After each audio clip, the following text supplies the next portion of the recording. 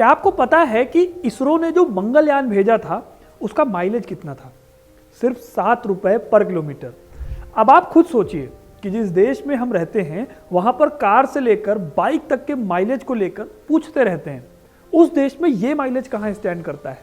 यही नहीं, इसरो प्लान कर रहा है कि वो सूरज तक अपना एक मिशन पहुंचाएगा, वो भी सिर्फ 400 करोड़ रुपए में।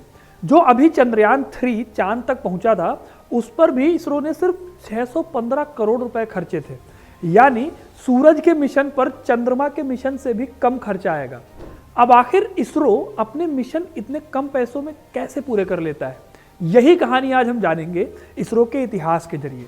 इसके पीछे जो सबसे बड़ी बात है वो ये है कि इसरो ने कम पैसों में काम करने का तरीका ढूंढ लिया है, और यही वजह है कि आज दुनिया का सबसे बड़ा स्पेस ऑर्गेनाइजेशन नासा वो भी इसरो के साथ काम करने के लिए रिक्वेस्ट कर रहा है।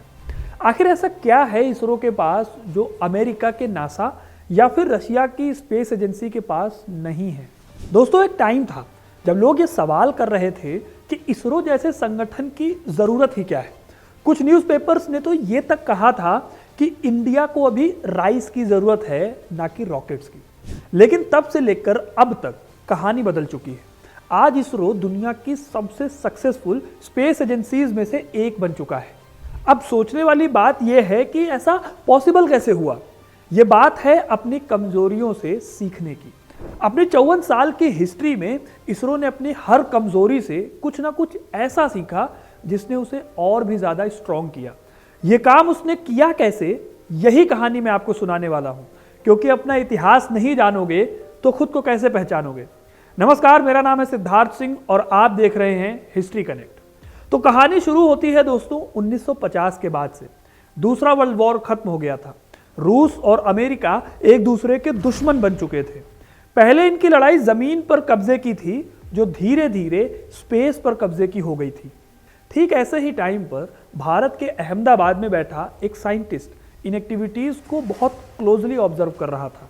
उसे स्पेस की इंपॉर्टेंस की समझ थी, इसलिए उसने 1962 में इंडियन गवर्नमेंट के साथ मिलकर Indian national committee for space research यानी कि इनकोस्पार बनाया। 7 साल बाद 1969 में इसी इनकोस्पार को इसरो के नाम से जाना गया, और इस वैज्ञानिक का नाम था विक्रम साराभाई, जिन्होंने आज़ादी के वक्त ही भारत का रॉकेट उड़ाने का सपना देखा था। अब इसरो तो बन गया था, लेकिन अमेरिका और रूस के स्पेस वॉर में इंडिया तब कहीं नहीं था। ना तो उसके पास इन देशों के जितना बजट था और ना ही कोई टेक्नोलॉजी। यहां पर विक्रम साराभाई की सूझबूझ काफी काम आई। उन्होंने कोल्ड वॉर की शुरुआत के टाइम से ही यूएसए और रशिया दोनों से बातचीत जारी रखी थी, और अब उनसे उन्होंने मदद मांगी। और मजेदार बात यह है कि अमेरिका इंडिया को एक रॉकेट देने के लिए एग्री कर गया। इसी के साथ उन्हें एक ऐसी जगह भी ढूंढनी थी जहां से रॉकेट उड़ाया जा सके। अब तलाश शुरू हुई तो उन्हें केरल की कैपिटल तिरुवनंतपुरम में थुम्बा नाम की एक जगह मिल गई। ये जगह मैग्नेटिक इक्वेटर के पास पड़ती थी। यहाँ से रॉकेट को लॉन्च करना और रिसर्च करना काफ़ी इजी था। कहा जाता है कि डॉक्टर विक्रम साराभाई और डॉक्टर एपीजे अब्दुल कलाम की टीम जब थुम्बा में जगह ढूंढने गई तो वहाँ के लोगों ने अपनी चर्च को साइंस के डेवलपमेंट के नाम पर दान कर दिया, तो उसके पैसे इसरो को नहीं भरने पड़े। चर्च के बिशप के घर को इसरो का ऑफिस बनाया गया, और फिर यही चर्च आगे चलकर इसरो का पहला रॉकेट लॉन्च सेंटर बना। लेकिन दोस्तों, ये काम आसान नहीं था। थुम्बा में साइंटिस्ट को काफी प्रॉब्लम्स फेस करनी पड़ी। पूरी टीम के पास काम करने के लिए सिर्फ एक ही जीप थी जिससे उन्हें सारे काम करने थे। अमेरिका ने पहला रॉकेट तो दे दिया था, लेकिन इसरो के पास इतने पैसे नहीं थे कि वो किराए पर कोई ट्रक ले सकें। आपने शायद सुना भी होगा कि पैसे बचाने के लिए साइंटिस्ट बैलगाड़ी और साइकिल पर इन पार्ट्स को लॉन्च साइट तक लेकर गए थे। अब तक इसरो को यह भी समझ आ गया था कि उसके आगे का सफर आसान नहीं होने वाला। वो अमेरिका और रूस की तरह बेइंतहा पैसे नहीं खर्च कर सकते थे, इसलिए उन्होंने अपनी कमजोरी को ही अपना हथियार बनाया। इसरो को बनाने वाले साइंटिस्ट विक्रम साराभाई ने एक बार कहा भी था कि भारत अमेरिका और रूस की तरह महंगे मिशन शुरू करने की फैंटेसी नहीं पाल सकता। यानी कि शुरू से इसरो को अपनी कमजोरियां पता थी। इन कमजोरियों को दूर करने के लिए उन्होंने अपने खर्चों को कम करने पर फोकस किया। सबसे पहले उन्होंने 2 चीजों पर फोकस किया। पहला तो ये कि खुद का रॉकेट और खुद का सैटेलाइट बनाया जाए, जो कि आगे चलकर उन्हें दूसरे देशों के मुकाबले सस्ता पड़ता। और दूसरा ये कि रूस और अमेरिका जिस तरह की बड़ी बड़ी और कॉम्प्लेक्स टेक्नोलॉजी यूज कर रहे थे, उसकी जगह पर एक इंडियन और सिंपल सिस्टम बनाना, जहां पर छोटी छोटी मशीनों के साथ एफिशिएंट काम किया जा सके। इसरो ने ऐसी वैल्यूज अपनाई कि किसी को भी देश का पैसा बर्बाद होता हुआ ना लगे।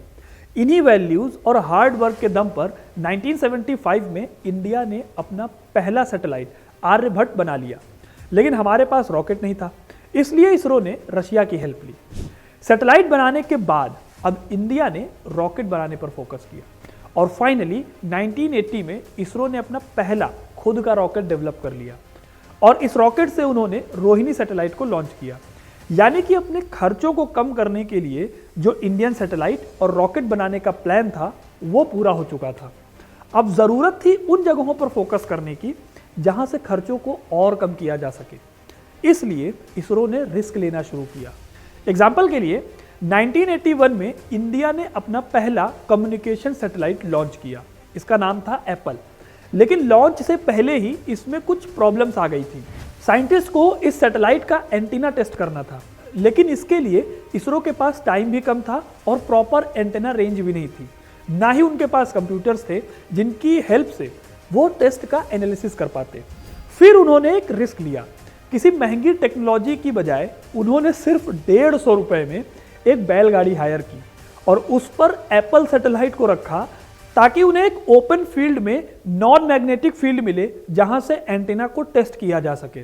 तो अब समझे आप इसरो ने किस तरह के जुगाड़ लगाए होंगे पैसों को बचाने के लिए।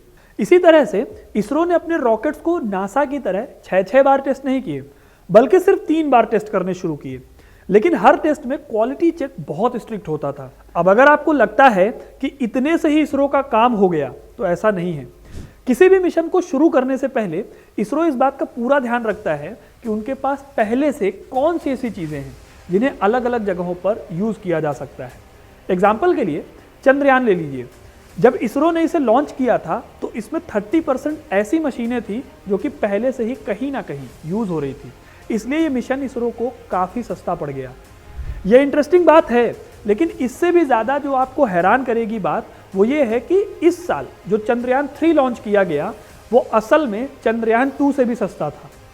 अब ऐसा पॉसिबल कैसे हुआ? तो इसरो ने एक जुगाड़ लगाया।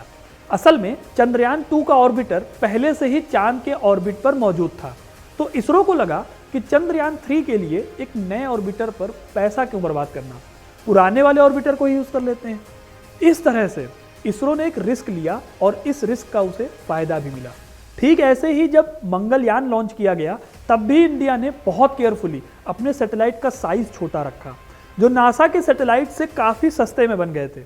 तो इन एग्जाम्पल्स के थ्रू हम कह सकते हैं कि जो रिसोर्सेज की कमी कभी इसरो के लिए कमजोरी मानी जाती थी, जिसके लिए कभी इसरो को बनाने तक पर सवाल खड़े कर दिए गए थे, वही आज उसके लिए वरदान से कम नहीं है।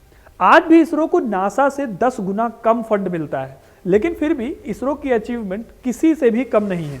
यही वजह है कि अभी हाल ही में नासा ने भी इसरो से इंप्रेस होकर उसे अपनी टेक्नोलॉजी शेयर करने की बात कही है। बाकी आपको इसरो की कौन सी अचीवमेंट सबसे अच्छी लगती है, हमें कमेंट करके ज़रूर बताइएगा। वीडियो को लाइक और शेयर करना ना भूलिए और ऐसे ही इंटरेस्टिंग स्टोरीज के लिए हमारे चैनल को सब्सक्राइब ज़रूर करें। धन्यवाद।